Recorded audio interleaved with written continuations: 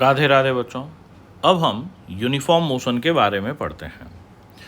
तो uniform motion कहते किसको हैं? अगर कोई ऑब्जेक्ट कांस्टेंट वेलोसिटी से चल रहा है तो हम कहते हैं कि उसका मोशन यूनिफॉर्म है। तो यूनिफॉर्म मोशन का मतलब वेलोसिटी का कांस्टेंट होना। ध्यान रहे, हम केवल स्पीड कांस्टेंट की बात नहीं कर रहे, वेलोसिटी कांस्टेंट।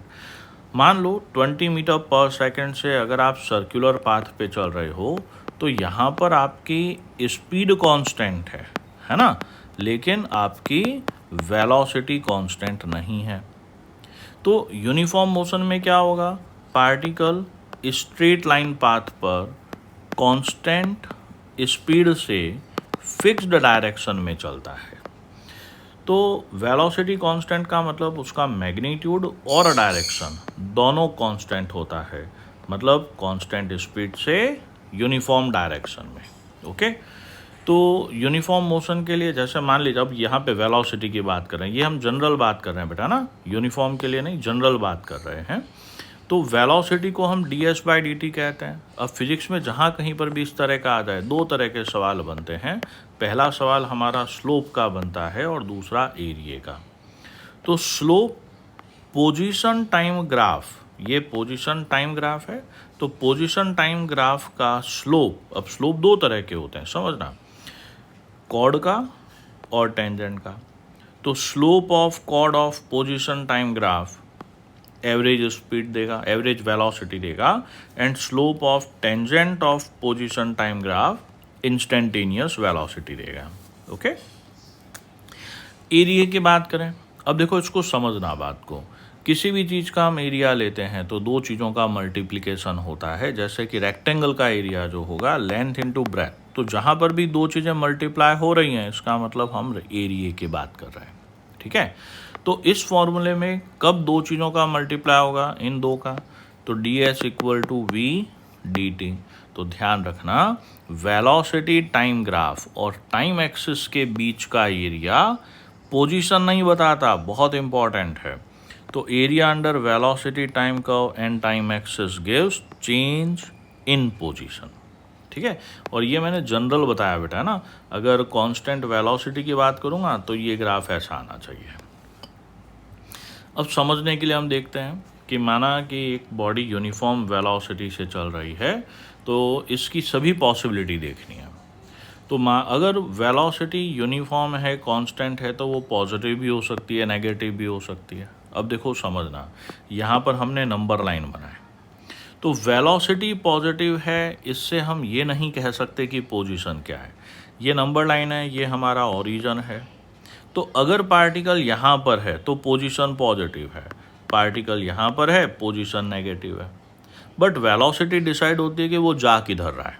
जैसे ये देखिए, तो यहाँ पर इस बंदे की पोजीशन पॉजिटिव है, वेलोसिटी भी पॉजिटिव है। यहाँ पर बंदे की पोजीशन तो नेगेटिव है बट जा ये पॉजिटिव डायरेक्शन में रहा है, तो वेलोसिटी नेगेटिव है। यहाँ पर समझते हैं, अभी दो सिचुएशन है। यहाँ पर इस बंदे की पोजीशन पॉजिटिव है, वेलोसिटी नेगेटिव है। यहाँ पर पोजीशन भी नेगेटिव है और वेलोसिटी भी नेगेटिव है। अब हम बहुत इंपॉर्टेंट पार्ट करते हैं, position time relation for uniform motion. ये हमारे पास में एक नंबर लाइन है।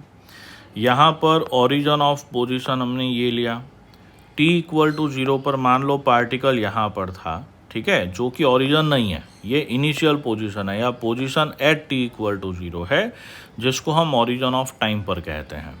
तो यहाँ पर ओरिजिन ऑफ टाइम और ओरिजिन ऑफ पोजीशन सेम नहीं है, और टाइम t पर पोजीशन हमारे पास ये है। तो ये जो हमारे पास रहा ये डिस्प्लेसमेंट वेक्टर है।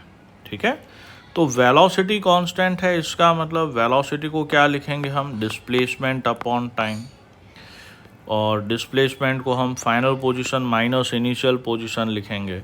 तो यहाँ पर अगर मैं position equal to velocity into time लिखूँगा तो ये हमारे पास में आ गया पोजीशन एट टाइम t का रिलेशन।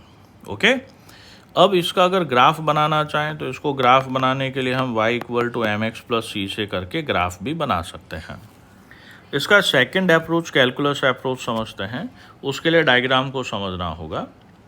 भाई हम जानते हैं वेलोसिटी कांस्टेंट है, तो वेलोसिटी को हम ds/dt लिखते हैं, तो ds इक्वल टू v/dt।